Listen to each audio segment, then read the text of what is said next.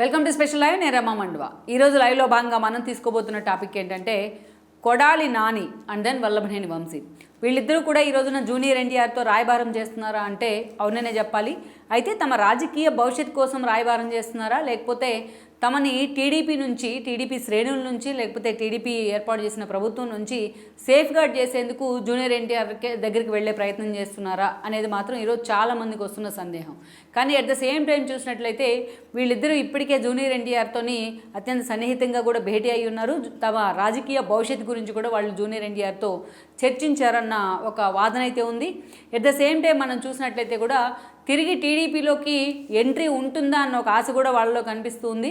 So అందుకే ఈరోజు junior ఎన్టీఆర్ని మధ్య మార్గంగా వాళ్ళిద్దరూ కూడా ఆయనతో భేటీ అయ్యారన్న చర్చ జరుగుతుంది. ఆయనతో రాయబారం నడిపిస్తున్నారన్న చర్చ ఉంది.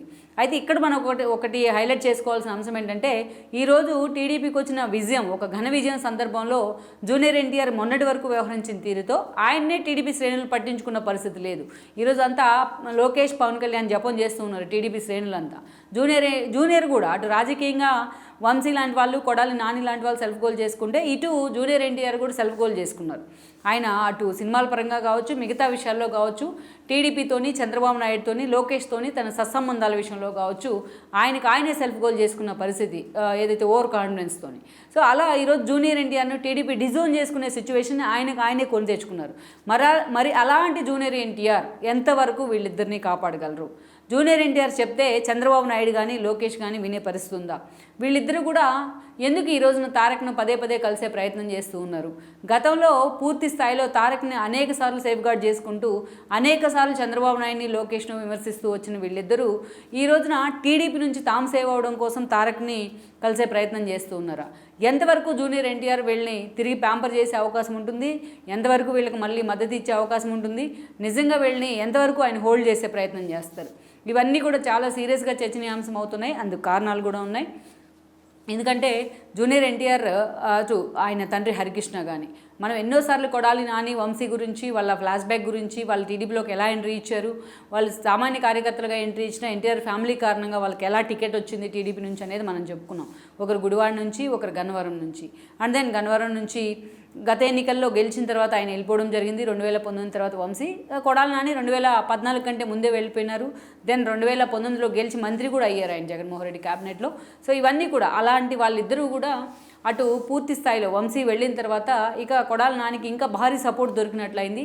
సేమ్ కొడాలి నానికి ఒక రెప్లికా లాగా తయారయ్యారు వంశీ. ఎప్పుడు అయితే కౌల పిల్లల్లాగా వీళ్ళిద్దరూ ఏదైతే జగన్మోహన్ రెడ్డిని సేవ్ చేయడం కోసం, ఆయన మెప్పు పొందడం కోసం, అది అసెంబ్లీ అయినా, ఇటు బయట అయినా, అది అమరావతి అయినా, లేకుంటే వైజాగ్ రాజధాని అయినా, ఏ ఇష్యూ అయినా సరే దాంట్లోకి చంద్రబాబునో, లోకేష్ను తీసుకొచ్చి మాట్లాడడం వీళ్ళకే చెల్లింది. అదేవిధంగా వాళ్ళ ఇంట్లో లేడీస్ని కూడా, అటు పవన్ కళ్యాణ్ ఫ్యామిలీని కానీ, ఇటు బ్రాహ్మణి లాంటి వాళ్ళని కానీ, భువనేశ్వర్ లాంటి వాళ్ళని కానీ పదే తమ స్థాయి మరిచి వీళ్ళు చేసిన విమర్శలు మాత్రం అంతే స్థాయిలో రిజిస్టర్ అయిపోయాయి క్యాడర్కి కూడా, వీళ్ళ ప్రత్యర్థులకు కూడా. ఎందుకంటే ఎప్పుడు కూడా వీళ్ళు చేసిన డెవలప్మెంట్ యాక్టివిటీస్ కంటే, వీళ్ళు తమ కాన్షియన్స్ మీద పెట్టిన ఫోకస్ కంటే, తమ శాఖల మీద పెట్టిన ఫోకస్ కంటే ఎక్కువగా కూడా వీళ్ళు పదే ఎప్పుడు కూడా వార్తల్లో ఉండడానికి కారణం వాళ్ళ నోటి దురిసే.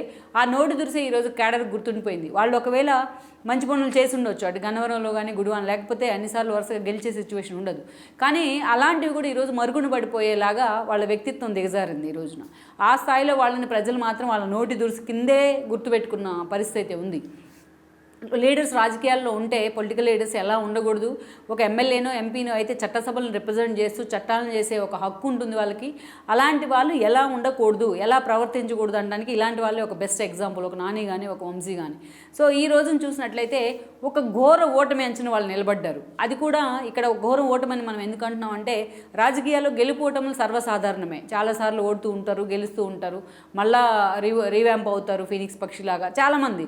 కానీ వీళ్ళిద్దరు ఎందుకు చెప్పుకుంటున్నామంటే, అటు వెనిగల రామోన్ తీసుకుంటే కొడాలి నాని కంటే చాలా జూనియర్ ఆయన రాజకీయాల్లో. కొడాలి నాని ఏకంగా మంత్రి కూడా, మాజీ మంత్రి, 4 సార్లు గెలుచున్నారు ఆయన అప్పటికే గుడివాడ నుంచి. ఒక సాలిడ్గా గుడివాడిని తనకు అనుకూలంగా మార్చుకోవడంలో సక్సెస్ అయ్యారు ఆయన. అలాంటి కొడాలి ఎంత బూతుల మంత్రిగా పేరు తెచ్చుకున్నా బట్ అదే స్థాయిలో తన క్యాడర్ని కాపాడుకుంటారనే పేరు కూడా కొడాలి నానికి ఉంది. అలాంటి కొడాలి నాని ఒక సాధారణమైన వ్యక్తి, అది కూడా ఒక ఎన్ఆర్ఐ. నియోజకవర్గం మీద కేవలం ఒక ఏడాది నుంచి ఆయనకు పట్టుంది. ఏడాది క్రితమే ఆయన గుడివాడికి ఎంట్రీ ఇచ్చారు. అలాంటి వెనిగల రాము చేతిలో రాజకీయం కూడా పూర్తిగా నేర్చుకొని వెనిగల రాము చేతిలో కొడాలి నాని ఓడిపోయారు ఈ రోజున. వేరేజ్ వంశీని తీసుకున్న ఎవరినైతే తాను ఓడించాడో గత ఎన్నికల్లో యార్లగడ్డ వెంకట్రావు, అలాంటి ఒక ఎన్ఆర్ఐ అటు వంశీతో పోలిస్తే చాలా సాధు స్వభావిలాగా ఉంటారు, చాలా మృదు స్వభావిలాగా ఉంటారు. ఆయన అంత యారగెంట్గా కూడా యార్లగడ్డ ఎప్పుడూ పనిచేసినా మాట్లాడిన సందర్భం అయితే లేదు. అలాంటి ఒక సాఫ్ట్ నేచర్ ఉంది యార్లగడ్డ వెంకట్రావు, లైక్ వెనుగల రాములాగే. అలాంటి యార్లగడ్డ చేతిలోని ఒక ఘోర ఓటమి పాలయ్యారు ఆయన. అది ఎందుకన్నా టీడీపీ నేతలు తిడుతామో, లేకపోతే టీడీపీ జనసేన శ్రేణులు సోషల్ మీడియా వేదికగా వీళ్ళని ట్రోల్ చేయడమో, ఇదంతా ఒక ఎత్తు అయితే రాజకీయాల్లో తమ కంటే జూనియర్స్ అయిన వాళ్ళ చేతిలో వీళ్ళు ఓడిపోవడం, అది కూడా తమ కాన్స్టిట్యున్సీ మీద అంత హోల్డ్ ఉన్న వీళ్ళు ఓడిపోవడం అనేది అది నిజంగానే వాళ్ళకు ఒక భరించలేని శిక్ష అనుకోవాలి. అందుకే వీళ్ళు ఒకవైపు రాజకీయ సన్యాసం చేస్తారని చర్చ జరుగుతుంటే వీళ్ళిద్దరూ మాత్రం తమ ఓటమి తర్వాత పూర్తిగా సైలెంట్ అయ్యారు. కొడాలి నాని మాత్రం తన ఇంటి ముందు టీడీపీ శ్రేణులు ధర్నా చేసిన క్రమంలో బయటకు వచ్చి మా మీద దాడులు చేస్తున్నారు, శాంతి భద్రతలను కాపాడాలంటూ కూడా అప్పీల్ చేసుకున్న పరిస్థితి అయితే ఉంది. బట్ వంశీ అయితే ఆ మాత్రం కూడా మీడియా ముందుకు ఎక్కడ వస్తున్న పరిస్థితి లేదు. ఎక్కడ ఏ ఇష్యూ మీద కనీసం తన ఓటమి మీద ఇన్ని రోజులు తన ఎమ్మెల్యేగా ఉంచిన గన్నవరం ప్రజలకు ఒక గ్రాటిట్యూడ్ చూపిస్తూనో ఎక్కడ చిన్న వీడియో కూడా మాట్లాడిన పరిస్థితి అయితే లేదు. అయితే ఇదంతా ఒక ఎత్తు అయితే వీళ్ళిద్దరూ కూడా ఎన్నోసార్లు జూనియర్ ఎన్టీఆర్ మీద తమకున్న ప్రేమను కానీ అభిమానాన్ని దాచుకోవడానికి ఎప్పుడూ ప్రయత్నించలేదు. చంద్రబాబు నాయుడు తిట్టే క్రమంలో ఇటీవల మొన్న కూడా ఒక నెల ముందు రోజులు కూడా ఇంకా ఎలక్షన్ 10 రోజుల్లో ఉందన్న కూడా కొడాలి నాని లాంటి వాళ్ళు టీడీపీని గెలిపేస్తే జూనియర్ ఎన్టీఆర్ని పూర్తిగా తొక్కేస్తారు, లోకేష్ని ప్రమోట్ చేస్తాడు, అందుకే టీడీపీని గెలిపించొద్దు అంటూ కూడా తన్ని గెలిపించండి, తను ఈ పనులు చేశాను అని చెప్పుకోలేదు ఆయన. టీడీపీని ఓడించండి, జూనియర్ ఎన్టీఆర్ కనుక అలాగే కెరీర్ దూసుకుపోవాలంటే టీడీపీని ఓడించండి అంటూ పిలుపునిచ్చారు. అసలు జూనియర్ ఎన్టీఆర్ వేరు, లోకేష్ వేరు. లోకేష్ పూర్తిగా పొలిటికల్గా అప్లిఫ్ట్ అయ్యారు, ఆయన పొలిటికల్గా ఉంది ఆయన కెరీర్ అంతా. జూనియర్ ఎన్టీఆర్ అసలు తన పాలిటిక్స్ మీద అంత ఇంట్రెస్ట్ లేదు, పాలిటిక్స్లోకి ఇప్పుడు రాను అంటూ కెరీర్ మీదే ఫోకస్ పెట్టారు. వాళ్ళిద్దరూ కూడా ఎప్పుడు తిట్టుకోనో లేకపోతే ట్వీట్లు పెట్టుకోనో సోషల్ మీడియాలో ఫైట్ చేసుకున్న సందర్భం లేదు. కానీ ఎప్పుడు కూడా కొడాలి నాని, వంశీ లాంటి వాళ్ళు వాళ్ళ మధ్య ఒక కాన్ఫ్లిక్ట్ తేవడానికి కూడా సగం కారణమయ్యారు వీళ్ళు. ఎందుకంటే జూనియర్ ఎన్టీఆర్ కారణంగానే చంద్రబాబు నాయుడు టికెట్ ఇచ్చారనేది వీళ్ళకి తెలుసు. అదే మాట ఎన్నోసార్లు చెప్పారు, మాకు టికెట్ ఇచ్చింది జూనియర్ ఎన్టీఆర్ అని. కానీ టికెట్ ఇప్పించింది జూనియర్ ఎన్టీఆరే, కానీ ఇచ్చింది చంద్రబాబు నాయుడు. అలాంటి చంద్రబాబు నాయుడుని కూడా డిమోరలైజ్ చేసే విధంగా వాళ్ళు వాడిన భాష మాత్రం ఈరోజు ప్రపంచమంతా ఏహభావం కలిగేలా ఉందని అనుకోవాలి. అలాంటి సిచ్యువేషన్ నుంచి ఈరోజు ఏకంగా జూనియర్ ఎన్టీఆర్తో వాళ్ళు రాయబారం చేస్తున్నారని చర్చ జరుగుతోంది. అయితే ఆ రాయబారం ఎందుకు అనేది పూర్తి స్థాయిలో బయటికి రావట్లేదు. అదేవిధంగా అనేక సందేహాలను కూడా తెర మీదకి తెస్తుంది. ఈరోజు జూనియర్ ఎన్టీఆర్ నిజంగా కొడాలి నాని, వంశీ లాంటి వాళ్ళని నమ్మారా? హరికృష్ణకు నిజంగా టీడీపీలో అన్యాయం జరిగిందని ఫీల్ అయ్యారా?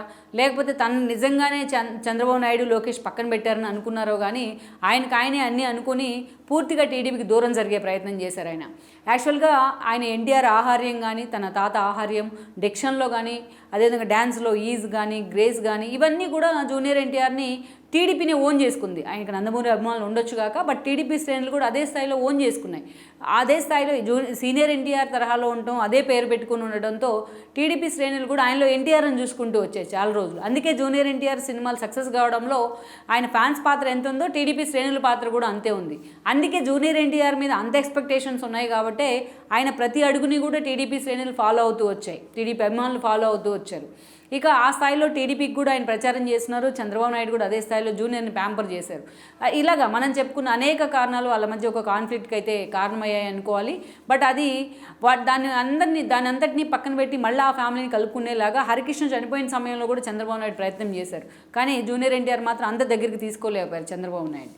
ఇక ఆ తర్వాత చూసినట్లయితే ఆయన వరుసగా వైఎస్ఆర్సీపీ ప్రభుత్వం ఏర్పడిన తర్వాత తన మేనత్తని క్యారెక్టర్ అసాసినేషన్ చేస్తే ఎక్కడ జూనియర్ ఖండించిన తీరు కానీ, తన తాత శత జయంతి ఉత్సవాలకు ఆయన గైర్హాజరైన తీరు కానీ, ఆఖరికి నాణ్యం రిలీజ్ చేస్తున్నా కూడా అటెండ్ కానీ తీరు కానీ. అదేవిధంగా చూసినట్లయితే వైఎస్ఆర్ పేరు పెడితే మెడికల్ యూనివర్సిటీకి పేరు తీసేసి అది కూడా జూనియర్ ఎన్టీఆర్ వెల్కమ్ చేసిన పరిస్థితి. ఇలా అనేక సందర్భాల్లో ఎక్కడ తన వాయిస్ అవసరం ఉన్న చోట కూడా జూనియర్ ఎన్టీఆర్ వినిపించలేదు. ఆయన బయటకు వచ్చి జగన్మోహన్ రెడ్డిని తిట్టాల్సిన అవసరం లేదు. తన మేనత్త మీద విమర్శలు చేసినప్పుడు ఇప్పుడు పురంధేశ్వర్ ఆ రోజున బీజేపీలో ఉన్నారు, అయినా తన సోదరుని ఇలా అంటే మాత్రం తను ఒప్పుకోనంటూ మాట్లాడడం జరిగింది. తన సొంత మేనత్తే ఆమె, తన స్వయాన తన తండ్రికి సోదరు కూడా. అలాంటి మేనత్తను ఒక మహిళల మీద ఇట్లా దాడి చేయడం తప్పు అని జూనియర్ ఎన్టీఆర్ ఖండించుంటే బాగుండేది. ఎక్కడ కనీసం తన మేనత్త అని కూడా మాట్లాడకుండా ఆ రోజు జూనియర్ ఎన్టీఆర్ చేసిన ప్రకటన అయితే ఇట్లా వన్ బై వన్ ఆయన వ్యవహరిస్తున్న తీరు మాత్రం అనేక సంఘటనలు మాత్రం టీడీపీ శ్రేణులు పూర్తిగా డిజోన్ చేసుకున్నాయి ఆయన జూనియర్ ఎన్టీఆర్ను. ఆఖరికి నందమూరి అభిమానులు కూడా కొన్ని చర్యల కారణంగా జూనియర్ ఎన్టీఆర్ మీద అనేక అనుమానాలు తెచ్చుకున్న పరిస్థితి అయితే ఉంది. ఇక అలాంటి జూనియర్ ఎన్టీఆర్ ఈరోజు పూర్తిగా లోకేష్ లాంటి వాళ్ళు అయితే పాదయాత్రలో భాగంగా పార్టీలో జూనియర్ వస్తే మీరు ఏం చేస్తారని అడిగితే వెల్కమ్ చేస్తానంటూ కూడా మాట్లాడారు. ఎక్కడ జూనియర్ ఎన్టీఆర్ని ఒక విమర్శించిన సందర్భం అయితే మనం చూడం, చంద్రబాబు వైపు నుంచి కానీ జూనియర్ ఏదైతే లోకేష్ వైపు నుంచి కానీ. ఇక ఆ తర్వాత చూసినట్లయితే ఈరోజు పార్టీ పూర్తిగా అధికారంలోకి వచ్చింది. దీనికంటే అంతకుముందు వైఎస్ఆర్సీపీ అధికారంలోకి వచ్చిన తర్వాత నాని శ్రీనివాసరావు జూనియర్ సొంత మామ వైసీపీలోకి వెళ్ళి లోకేష్ మీద విమర్శలు చేయడం, కొడాలి నాని వంశీ మాటకు ముందు జూనియర్ ఎన్టీఆర్ని పొగుడుతూ మాటకు ముందు లోకేష్ని టార్గెట్ చేయడం, చంద్రబాబుని టార్గెట్ చేయడం, ఇలా ఇది చూసిన టీడీపీ శ్రేణులంతా కూడా వంశీ కొడాలి నానిని ఎలాగైతే వాళ్ళు ఒక అంచనా వేసుకుంటూ వాళ్ళిద్దరిని కూడా పక్కన పెట్టాలని నిర్ణయానికి వచ్చారో, జూనియర్ ఎన్టీఆర్ని కూడా వాళ్ళతో స్నేహం కారణంగా, అందుకే చెడుతో సావాసం అంటే ఆ చెడు వాళ్ళకు కూడా అంటుకుంటుందని మహాభారతంలో చెప్తారు. దుర్యోధనుడితో సావాసం చేసిన కారణంగా అటు భీష్ముడు ద్రోణాచార్యులు లాంటి వాళ్ళు కూడా, భీష్ముడు లాంటి వాళ్ళు కూడా లాస్ట్కి అంశయ్య తప్పలేదు.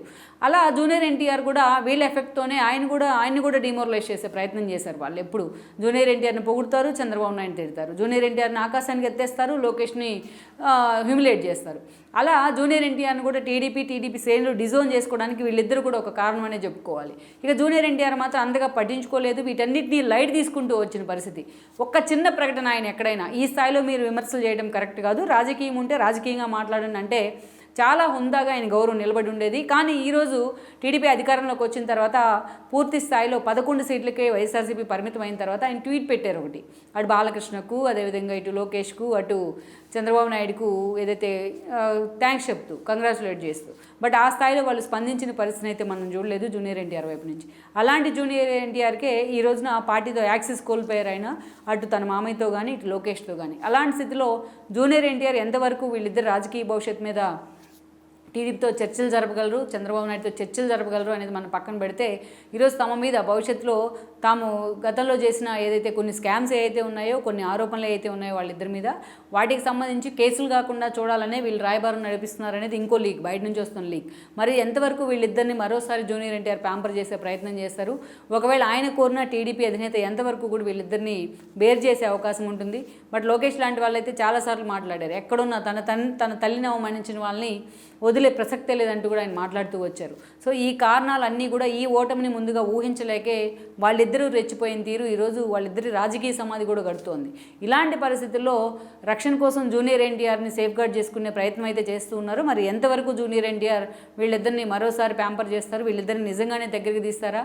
ఇప్పటికే ఇలాంటి వాళ్ళ కారణంగా టీడీపీ నుంచి డిజోన్ చేసుకోబడి టీడీపీ నుంచి డీలింక్ అయిన జూనియర్ ఎన్టీఆర్ ఈరోజు మరోసారి అదే తప్పు చేసే ప్రయత్నం చేస్తారా అన్నది మరి చూడాలి. మరోసారి మరి junior and Vamshi and Nani combo Telangana and Telugu అంటే తెలంగాణ అండ్ ఏపీ రాజకీయాల్లో ఎంతవరకు కూడా ఇంపాక్ట్ చూపిస్తోంది. నిజంగా జూనియర్ ఎన్టీఆర్ వీళ్ళిద్దరి విషయంలో సీరియస్గా ఇన్వాల్వ్ అయితే టీడీపీ నుంచి రెస్పాన్స్ ఎలా ఉంటుంది అనేది కూడా మనం చూడాల్సి ఉంది. ఈ వీడియో మీకు నచ్చినట్లయితే please share, like and subscribe R24 Telugu.